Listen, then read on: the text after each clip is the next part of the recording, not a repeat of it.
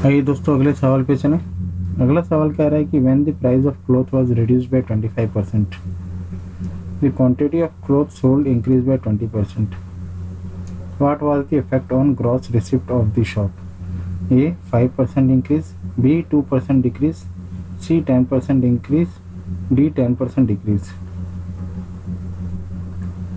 ठीक है, क्वेश्चन क्या कह रहा है कि एक प्राइस ऑफ क्लॉथ, एक कपड़े की प्राइस को 25% रिड्यूस कर दिया, तो जो क्वांटिटी ऑफ क्लोथ सोल्ड क्या है, इंक्रीज हो गया। मीन्स कपड़े की सेल ज़्यादा बढ़ गई, नंबर ऑफ क्लोथ ज़्यादा बिकने लग गए।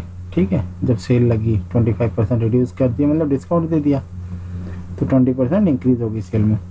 तो उसको बताना है हमें कि gross receipt of the shop means आमदनी में कितना अंतर आया है, पहले ज़्यादा हो रहा था कि अभी ज़्यादा हो रहा है। तो आइए देखिए ऐसे क्वेश्चंस को कैसे सॉल्व करना है। एक तो कंपैरिजन मेथड से हम करेंगे। तो अब रिसिप्ट जानते कि number of cloth into price of cloth. ठीक है, प्राइस को अब नंबर ऑफ क्लोथ, जैसे कि आप मान लीजिए 10 रुपये का कपड़ा है और कितने कपड़े बेच दिए, 10 के 10 कपड़े बेच दिए तो 100 रुपये रिसिप्ट हो गया।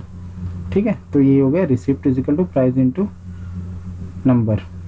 ठीक, तो ये हमारी इक्वेशन होगी R is equal to P into N. ठीक है, अब रिड्यूस हो गई है प्राइस 25%। ठीक है, प्राइस रिड्यूस होगी 25%, तो नया प्राइस कितना होगा, P इंटू 0.75।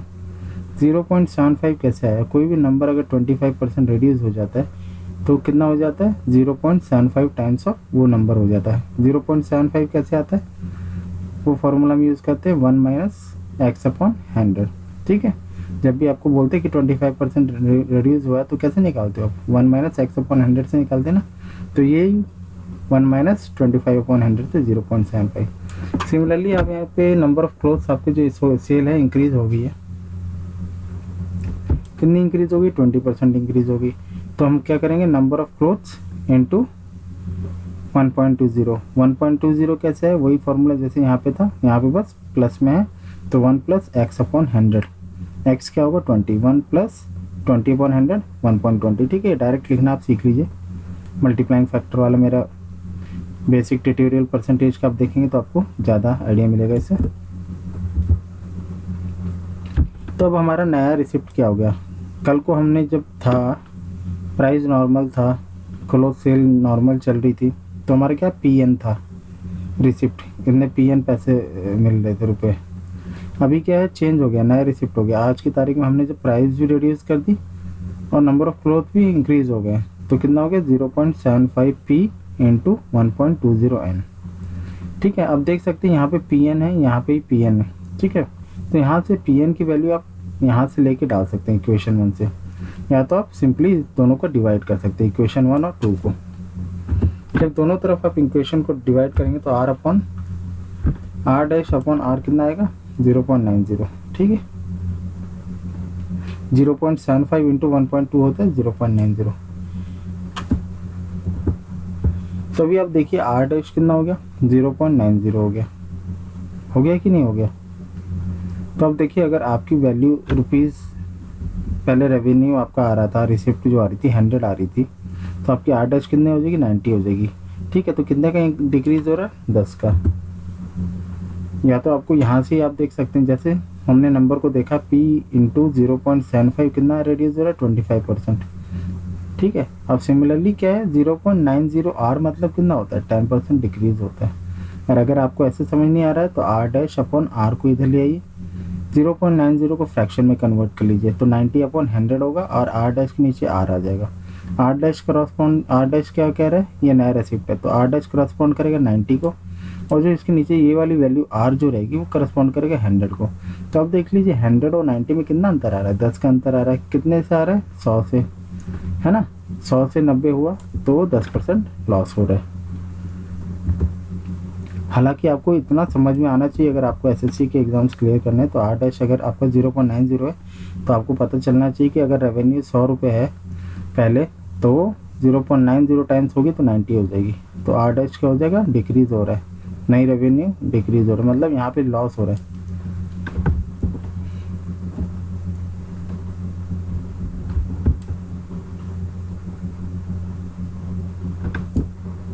ठीक है। ये नीचे जो लिखा है फ्रैक्शन में अगर कन्वर्ट करेंगे r डैश अपॉन r, और 0.90 को आप क्या लिख सकते हैं 90 अपॉन 100 कर सकते हैं डेसिबल हटाने के लिए।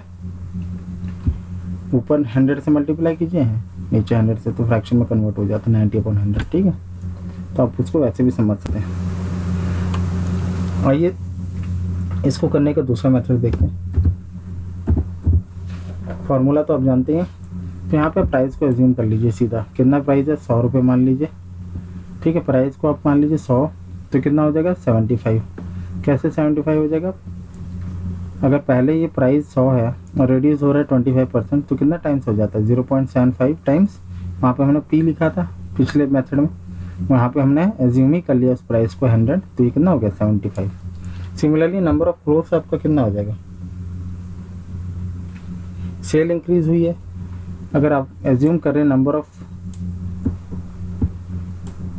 ऑफ क्लोथ्स को 100 एज्यूम कर रहे हैं, तो आपकी सेल इंक्रीज हुई है 20%। ठीक है, 20% यहाँ पे देखिए 20% इंक्रीज हुई है ना, तो 1.20 टाइम्स 100 हम मान रहे हैं, एज्यूम कर रहे हैं 100, तो 120 हो गई। तो अब देखिए पहले कितनी रिसिप्ट हो रही थी जब आपका 100 था, एज्यूम हमने किया 100 इंटू 100। ठीक है, प्राइस 100 लिया है, नंबर ऑफ क्लोथ 100 लिए, तो ये कितना हो गया 10,000।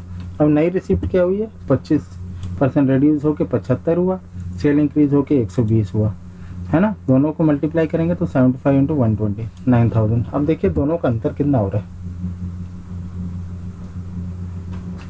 तो अब देखिए 1000 का अंतर आ रहा है। पहले 10,000 था 9,000, तो मीन्स पहले इसको 1000 रुपये का लॉस हो रहा है। जब ये डिक्रीज इंक्रीज जो हो रहा है सेल इंक्रीज होने के बाद भी इसको 1000 रुपये का लॉस हो रहा है, क्योंकि इसने प्राइस का ज़्यादा रिड्यूस कर दिया, 25% रिड्यूस कर दिया, इसलिए इसको ज़्यादा लॉस हो रहा है। तो इसलिए इसको 1000 रुपये का लॉस हो रहा है। देखिए 10,000 कल कमा रहा था, आज 9,000 कमा रहा है, 1000 रुपये का हानि हो रही है। तो 1000 रुपये की हानि कितने से हो रही है 10,000 से, तो परसेंटेज कैसे निकालते हैं?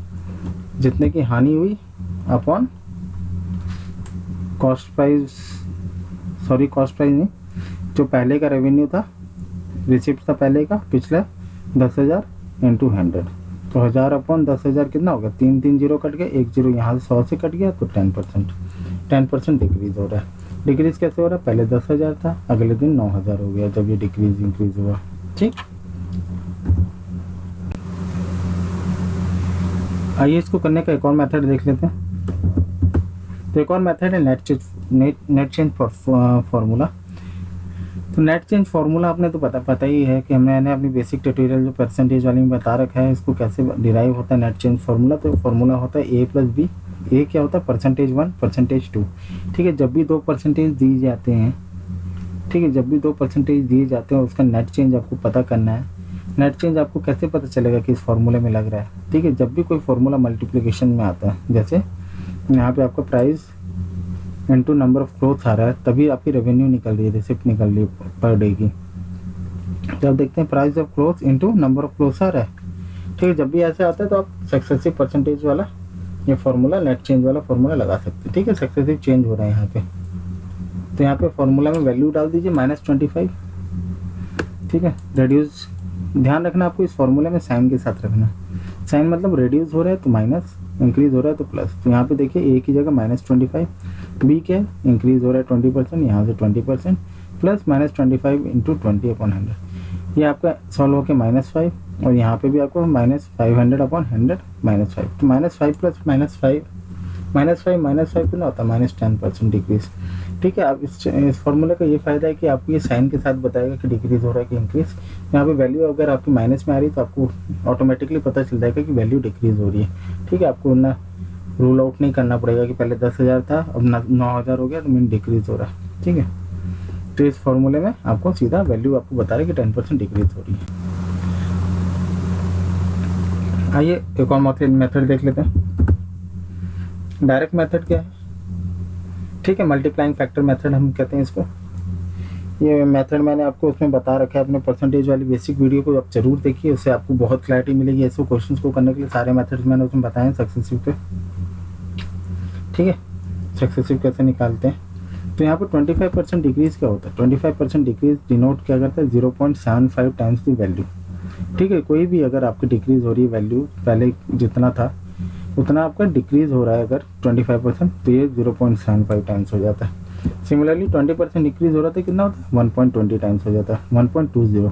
डेसिमल के बाद हम 20 नहीं बोलते 20 बोलते हैं, ठीक है।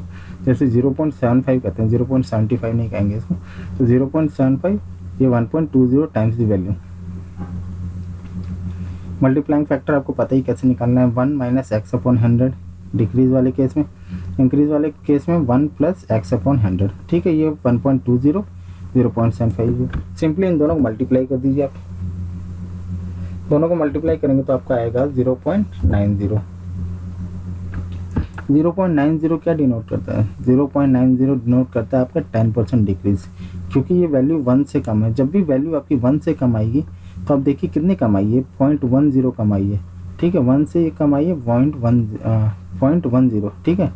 आप ये देख लीजिए, इसमें 0.10 डालेंगे तो 1 ऐड होगा, ठीक है। 0.10 आ गई आपकी वैल्यू, उसको आप सिंपली 100 से मल्टीप्लाई कर दीजिए, आपका आंसर आ जाएगा, ठीक है। आपका आंसर आएगा 10% डिक्रीज, ठीक है। ये भी एक मेथड है डायरेक्ट करने के लिए, डायरेक्ट मेथड है। सिंपली मल्टीप्लाइंग फैक्टर लीजिए, फटाक से आंसर निकाल दीजिए। लेकिन आपको उसके लिए मल्टीप्लाइंग फैक्टर पता होना चाहिए कि क्या है। अगर 0.90 है तो आप उसको देख लीजिए, अगर 1 माइनस एक्स अपॉन 100 डालते हैं तो आप एक्स की जगह क्या लेंगे, तब ये वैल्यू आएगी 10 लेंगे, है ना। 10 लेंगे तभी तो 0.90 आएगा। 1 माइनस एक्स अपॉन 100 में जब आप 10 लेंगे तो 0.90 आएगा। अगर आपको ऐसे समझ नहीं आ रहा, ठीक है, तो 0.10 कम है ये 1 से, तो आप इसको 10% डिक्रीज, या तो आपको देखते ही पता चलना चाहिए कि 0.90 है तो दैट इज 10% डिक्रीज। आइए फ्रैक्शन मेथड भी देख लेते हैं। फ्रैक्शन मेथड होता है कि आप देखिए यहाँ पे मैंने 3 कॉलम बनाए हैं, percentage, original value, change value. पहला परसेंटेज क्या है, डिक्रीज हो रहा है -25%। तो आप हमेशा ध्यान रखिए, ठीक है, हमेशा याद रखिए सक्सेसिव परसेंटेज में आपको पहले इंक्रीज भी निकाल सकते हैं, डिक्रीज भी निकाल सकते हैं। अगर आपको नेट चेंज निकालना है, अगर नेट वैल्यू कितनी बदल रही है, ठीक है, net effect on gross receipt, ठीक है, तो आप पहले +20 भी निकाल सकते हैं, ठीक है। ये बात मैं आपको बेसिक वीडियो में शायद मैं बताना भूल गया था, इसलिए मैं इस क्वेश्चन में बता दे रहा हूँ कि आप इसको कभी भी निकाल सकते हैं। अगर पहले +20 भी इंक्रीज निकाल सकते हैं, -25, तो ये -25% का होता है फ्रैक्शन वैल्यू -1/4। तो नीचे की वैल्यू, जो भाग के नीचे की वैल्यू होती है, जिसको हम इंग्लिश में डिनोमिनेटर कहते हैं, आप इसको ओरिजिनल वैल्यू लीजिए, ठीक है। और चेंज वैल्यू में क्या लेंगे, तो मैं यहाँ पे देखिए कर्सर को देखिए, मेरे जो हाईलाइटर है ये ऐसे 4 से घूम के जाएगा, -1 यहाँ 3 चेंज वैल्यू, ठीक है। या तो आप समझ लीजिए 4 का 25% डिक्रीज होगा, रेड्यूस हो रहा है ना -25%, तो 4 का 25% कितना होता है 1, तो 25% 4 का 1 होता है, 1 को रेड्यूस करके 3 लिख दीजिए। और सिंपल सा मेथड है कि आप मेरे कर्सर के साथ जाइए, 4 से हमने शुरू किया, बीच में आया -1 3, यहाँ पे लिख दिया। सिमिलरली 20% इंक्रीज हो रहा है, तो आप 20% इंक्रीज में क्या लिखेंगे, +1/5, यहाँ 5 आपकी ओरिजिनल वैल्यू है, 5 का 20% इंक्रीज हो रहा है, मतलब 1 इंक्रीज हो रहा है, तो 1 इंक्रीज हुआ 6। या तो मेरे कर्सर को देखिए, 5 से घुमा +6, ठीक है। अब सिंपली दोनों को मल्टीप्लाई कर दीजिए, 5 × 4 20, 6 × 3 18, ठीक है, 6 × 3 18। दोनों में कितने का अंतर आ रहा है, 2 का डिक्रीज आया कितने से, 20 से, 2 का डिक्रीज आया 20 से, डिफरेंस ऑफ 2 on 20, तो 2/20 × 100 क्या हो गया, 10%, ऑप्शन डी, ठीक, ऑप्शन डी आपका आंसर है। आशा करता हूँ आपको समझ में आएगा, तो सब्सक्राइब कीजिए, लाइक कीजिए, शेयर जरूर कीजिए अपने दोस्तों के साथ जो एसएससी एस्पिरेंट है। मैं चाहता हूँ ये मैथड सब तक पहुँचे। Thank you for